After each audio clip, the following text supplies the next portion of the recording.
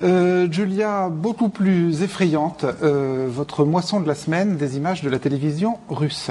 Alors c'est une émission qui passe tous les jeudis en deuxième partie de soirée sur NTV. NTV, autrement dit la deuxième audience du pays. Plus qu'une émission, c'est un duel, d'où son nom, En Garde. Un duel qui oppose deux personnalités sur un thème d'actualité. Elles ont 1 heure devant elles et 3 rounds pour défendre leur position.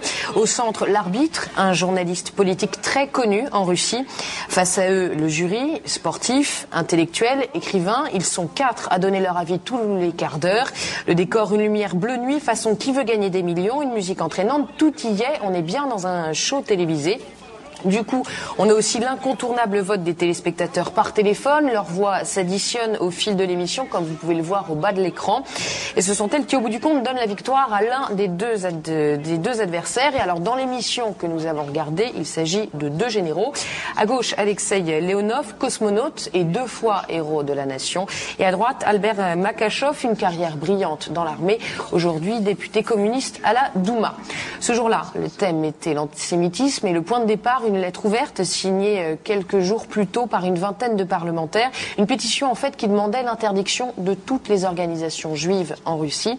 Makashov faisait partie des signataires, mais très vite il fait déraper le débat sur une toute autre question. En clair, les juifs détiennent-ils la puissance financière en Russie? L'animateur finit par faire ce décompte étrange.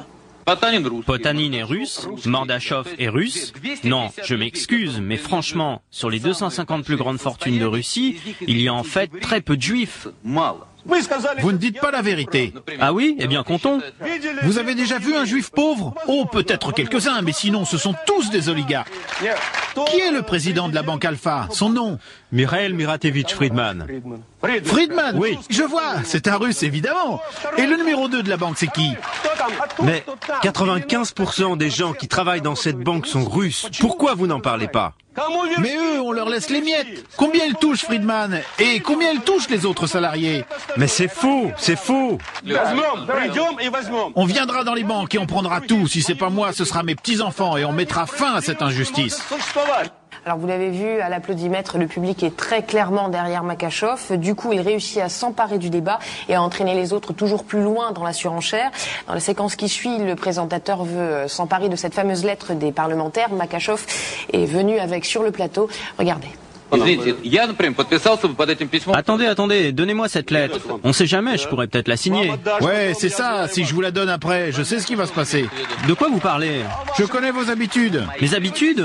Oui, vous vous appropriez tout. Vous allez l'apprendre, vous vous vantez que vous avez une mère juive. D'abord, ma mère est juive. Vous vous vantez encore? Je ne me vante pas, je constate.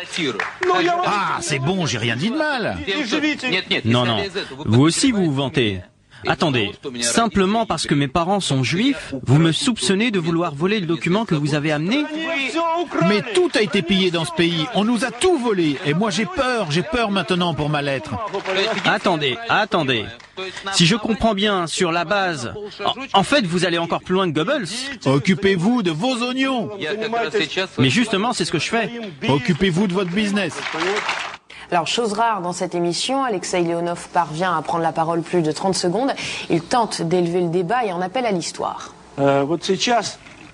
Churchill aurait eu 130 ans cette année. On vient de fêter l'anniversaire de ce grand homme. Un jour, on lui avait demandé s'il y avait un problème d'antisémitisme dans son pays.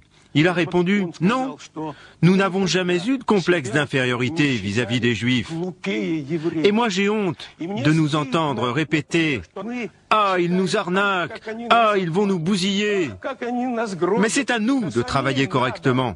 Correctement. C'est ça la solution, au lieu de chercher un coupable. Les Juifs forcent les Russes à boire. C'est eux qui les rendent alcooliques. J'en ai marre d'entendre ça.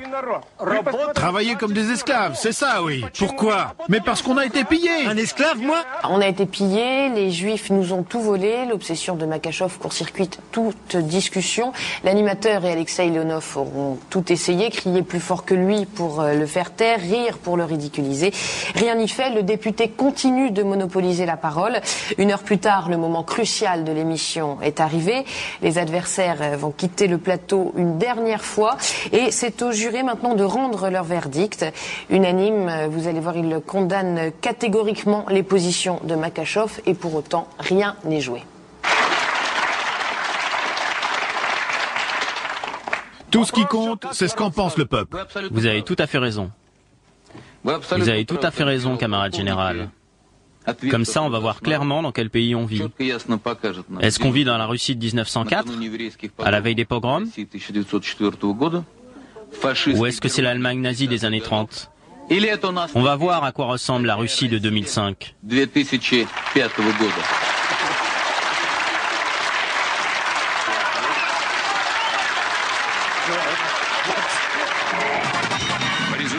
Selon le résultat du vote des téléspectateurs, la victoire revient à Albert Makachov. Voilà, 53 296 voix pour Makachov contre 47 519 pour Leonov. C'est sans appel, l'antisémite remporte le duel haut la main, 6 000 voix d'avance. L'émission s'arrête net sur ces chiffres, sans transition, il est minuit.